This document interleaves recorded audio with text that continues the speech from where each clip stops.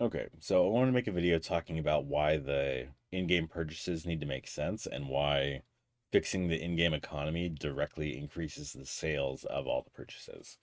But before I get into that, we have good news, which is someone I know from the staff chat leaked that Sub is actually back to working on the game. They're definitely someone that should know, and there's someone I don't want to get in trouble. There's not really anything worth leaking as far as that goes. Like, I don't really need proof. It's just apparently he's back, and we'll see. There's no proof that he's back yet, so doesn't mean much until we hear testing is resumed or Sub actually posts his plans for Deathball. So we won't go into that anymore. That's all we have. As soon as we get more info, I'll share it, but that's all we got for the moment. But as far as all the purchases in the game goes, um, Gem Toki, I think, is the main purchase that needs to make sense for players. It's a $5 purchase. If you get people to buy it, they'll buy a lot of the other game passes. Uh, the reason Gem Toki is a purchase that makes other purchases more sensible is you're helping people generate gems to interact with the economy. If the gem packs are good, people are going to play Gem Toki to farm the gem packs and buy them. And then they'll go into trading to sell what they don't want. So you're funding the economy kind of. You're getting people to generate items for you and then go into trading to sell them while you're keeping the players on the game a lot more. So I'll get into more of why, but if you can get people to buy Gym Toki, then they're interacting with the economy a lot more. So all the game passes will be purchased more, and um, it just kind of makes everything loop in a really good way for the devs. So I would suggest that they fix the economy and then kind of ask themselves, okay, so if we do this change, will more people buy Gym Toki or less? If the answer is less, then it's probably a terrible idea. So, kind of getting into that, AFK Aura, I think, kills trading, and it being around is kind of a cancer to trading.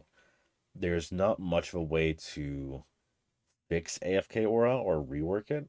The only ways you can really change AFK are you remove the gem rewards entirely, which I'll get into why, and then you add a lot more auras. I don't think the devs make that much money off of AFK. I think it's mostly they do it because they want the little bit of money. The issue is it makes inflation much, much higher because you essentially earn Gym Toki rates while sleeping. So you're doubling the inflation of the game, or maybe even tripling it with AFK Aura, because a lot of people put more than one account in still, and they can still use old versions of Blockstrap and Roblox Account Manager if they can do it safely without getting a virus or messing it up. So I'm sure there's ways people are still running multiple accounts. So I think they need to patch AFK Aura because if they don't, then everything's much higher, which I'll get into why items being even like twice as high matters in a little bit. But I think they'd be smart to look at AFK again and see what they want to do about it. If you want to keep it relevant, you want to make people not upset with it, I would say add a lot more very high rarity auras. So a lot more like Dark Angel, Angel, Portal, Dreamwalker. Add maybe 20 more of the really high rarity ones for people to trade. And then people will still use it because they can get those really rare auras. And don't reduce the rates of old auras or dilute the pool to get them. Just add more and raise the rate slightly so people are more likely to get the really cool auras. That's my advice because then people will be farming an item overnight that they can sell instead of just they're getting gems generated into the economy.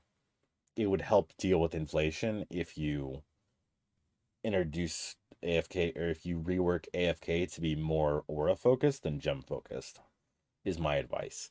Also, then the prices of auras would go up because less people will do it. So I would say they should look into reworking AFK aura because if they can do that, then Jim Toki makes more sense, which means you make $3 more every time. and people should be doing this less. Same, AFK Aura is well, it's an infinite gem source.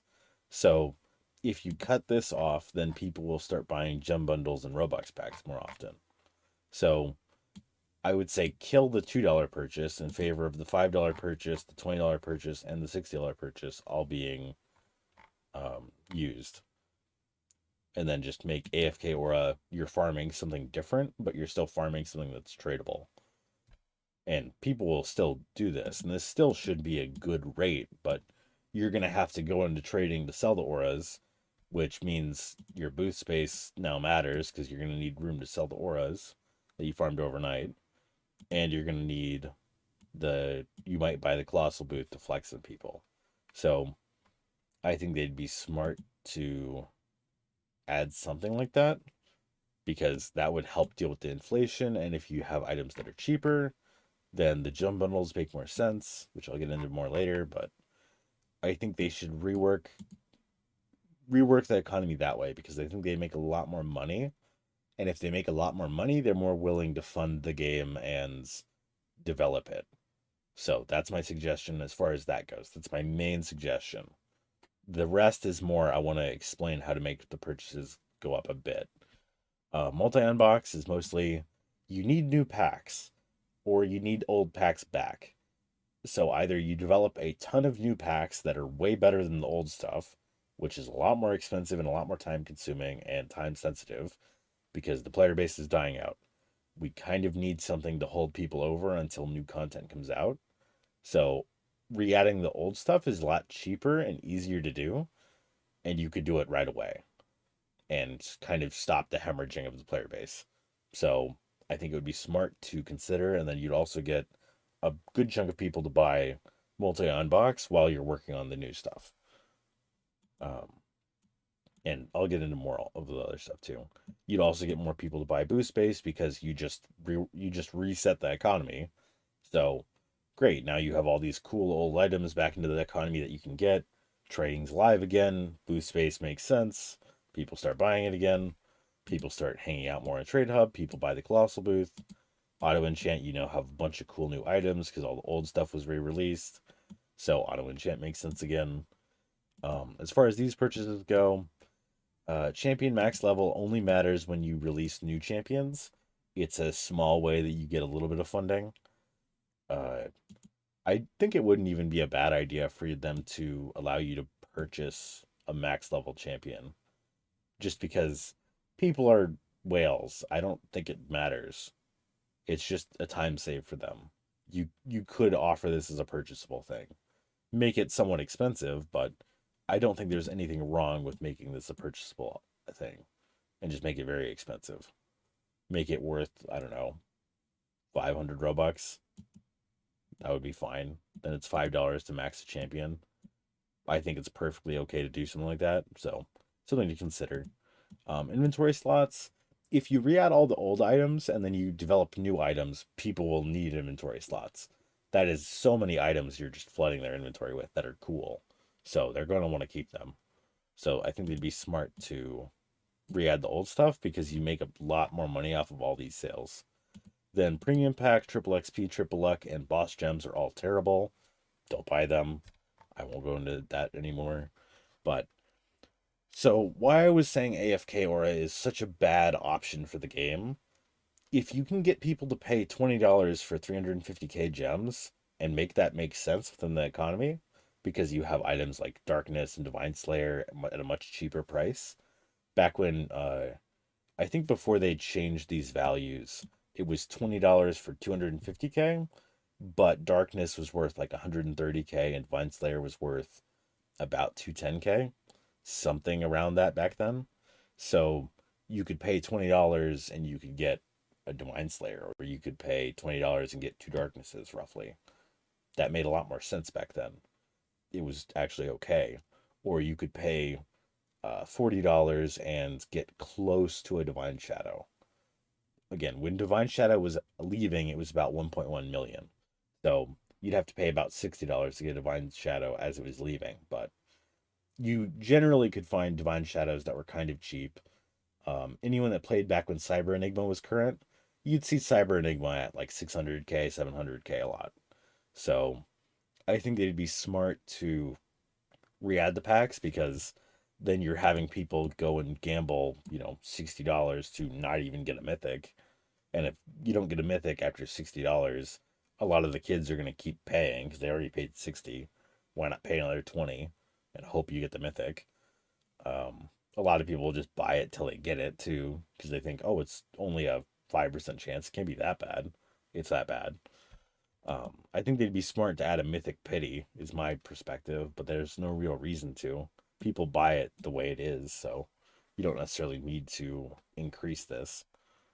Um, but if they re-add all the old stuff, if they re-add Divine Enigma, people are gonna spend thousands and thousands of dollars, and then you can bet some whales are probably gonna actually pay, 300, $500 themselves trying to gamble for Divine and Enigma S grade.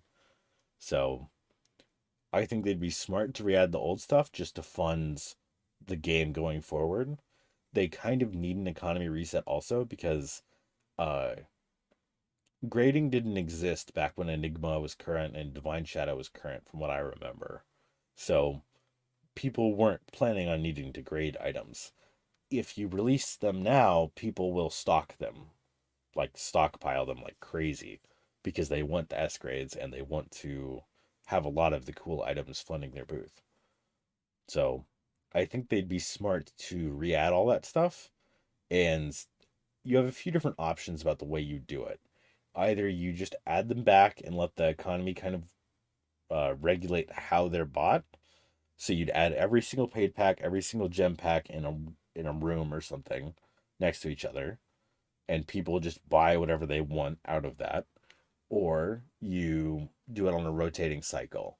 So you could rotate in a paid pack and a gem pack every week, or every day, or um, hell, every month you could rotate it too, or go back through the cycle. So you start with Aura and Oblivion. I mean, leave Aura and Oblivion in for like a month or two, and then rotate it to the next pack. I think that's a very slow option, so I would kind of recommend that they rotate the packs maybe every week, just because it would be a more urgent thing and people would be stockpiling then. So there's a lot of ways to do it. The laziest way is just put everything in a room that's like just really boring and then let people buy them and then just use the money to fund the game. I think that's the way I would do it. Just because it's cheap, it's efficient, it's fast, then you're set. If you want to put more effort in, make it some big event, and then just say like, oh, this pack is going to be re-released for the week. You can even just release them one by one. So say Aura pack is going to be released for the week, and then trading when you go crazy for that week because Enigma is now out and people can get it again. So you let people hyper focus on that for the week. And if you did something like that, you'd guarantee people are on the game for probably another couple months at least.